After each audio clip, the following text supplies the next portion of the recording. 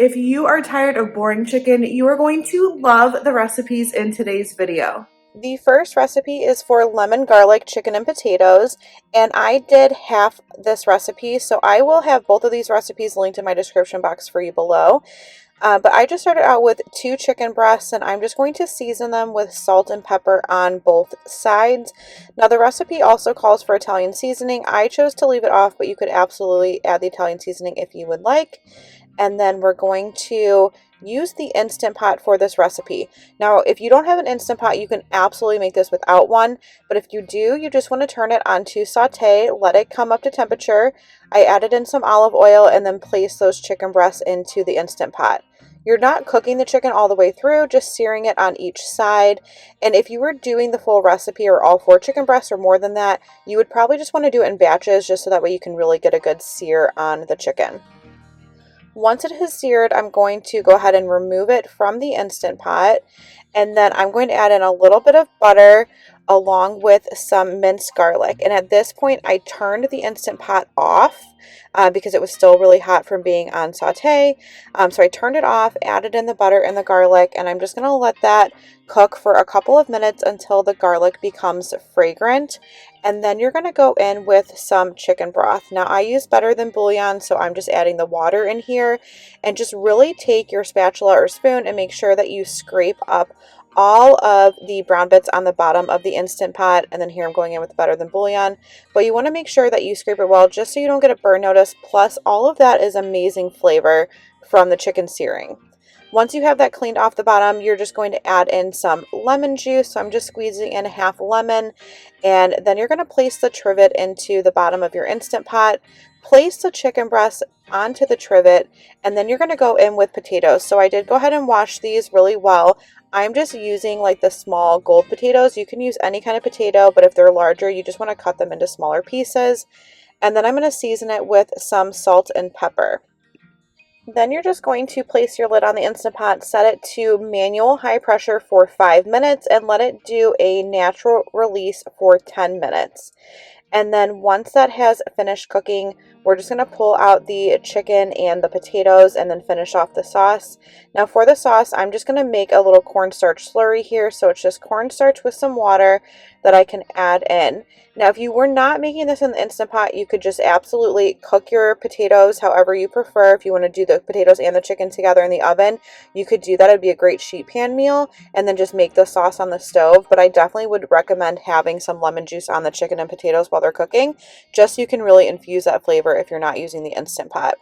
But here you can see how tender those potatoes are. They were cooked perfectly. So I'm just going to somewhat try to gracefully pull that out, and then I just use my tongs to pull out the potatoes that had fallen around the sides.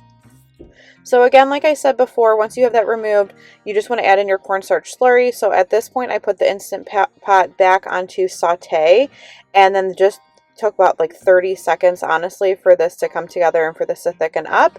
And then we are ready to serve.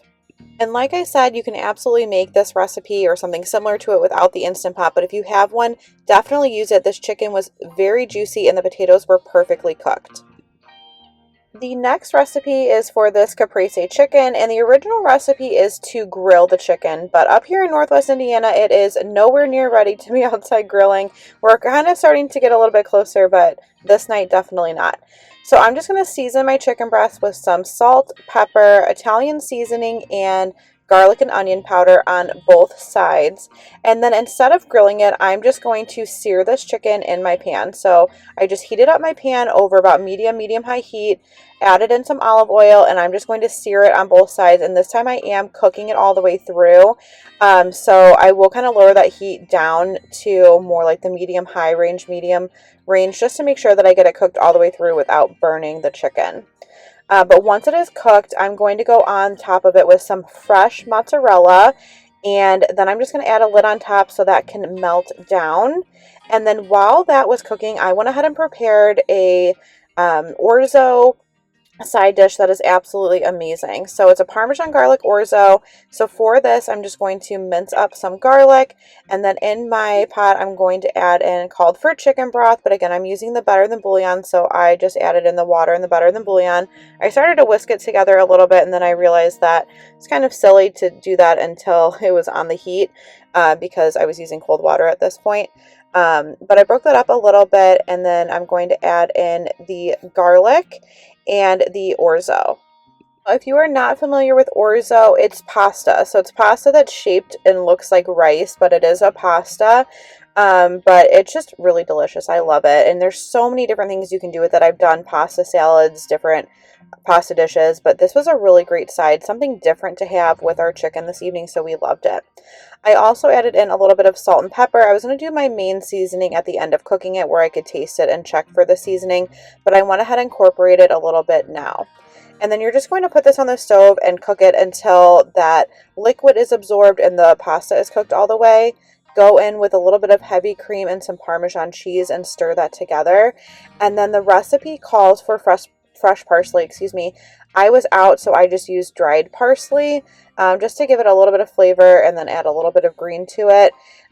Little color difference there in the dish. But then we were ready to serve, and this paired perfectly with the caprese chicken. So if you're looking for a new side dish, I highly recommend this orzo.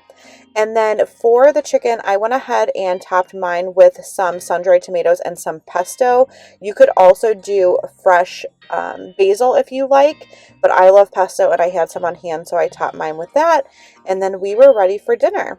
I did almost forget to mention that I replaced the fresh tomato in this recipe with sun-dried based on my personal preference. Thank you so much for joining me today. I hope that you enjoyed seeing these recipes. And if you haven't done so already, please make sure that you subscribe before you go. I would love for you to join my YouTube family, and I will see you in the next video.